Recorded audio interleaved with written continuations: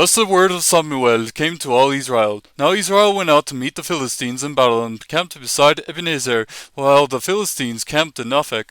The Philistines drew up in battle array to meet Israel. When the battle spread, Israel was defeated before the Philistines, who killed about 4,000 men on the battlefield. When the people came into the camp, the elders of Israel said, "Why has the Lord defeated us today before the Philistines? Let us take to ourselves from Shiloh the ark of the covenant of the Lord, that it may come among us and deliver us from the power of our enemies."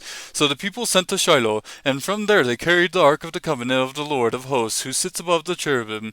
And the two sons of Eli, Hophni and Phinehas, were there with the ark of the covenant of God. As the ark of the covenant of the Lord came into the camp, all Israel shouted with a great shout, so that the earth resounded. When the Philistines heard the noise of the shout, they said, "What does the noise of this great shout in the camp of the Hebrews mean?" Then they understood that the ark of the Lord had come into the camp. The Philistines were afraid, for they said, "God has come into the camp." And they said, "Woe to us, for nothing like this has happened before. Woe to us! Who shall deliver us from the hand of these mighty gods? These are the gods who smote the Egyptians with all kinds of plagues in the wilderness. Take courage and be men, O Philistines, or you will become slaves to the Hebrews, as they have been slaves to you. Therefore, be men and fight." So the Philistines fought, and Israel was defeated, and every man fled to his tent. And the slaughter was very great, and there fell to Israel 30,000 foot soldiers. And the ark of God was taken, and the two sons of Eli, Hophni and Phinehas, died.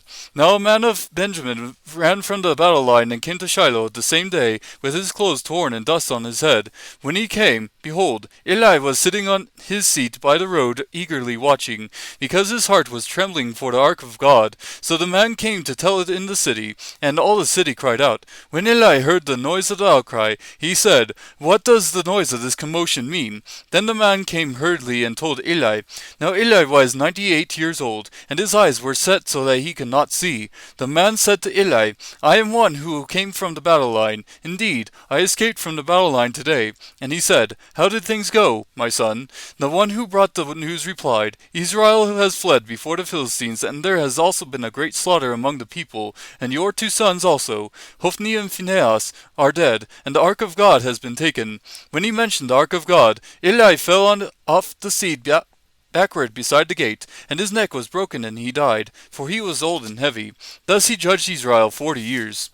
Now his daughter-in-law, Phinehas' wife, was pregnant and about to give birth, and when she heard the news that the ark of God was taken and that her father-in-law and her husband had died, she kneeled down and gave birth, for her pains came upon her.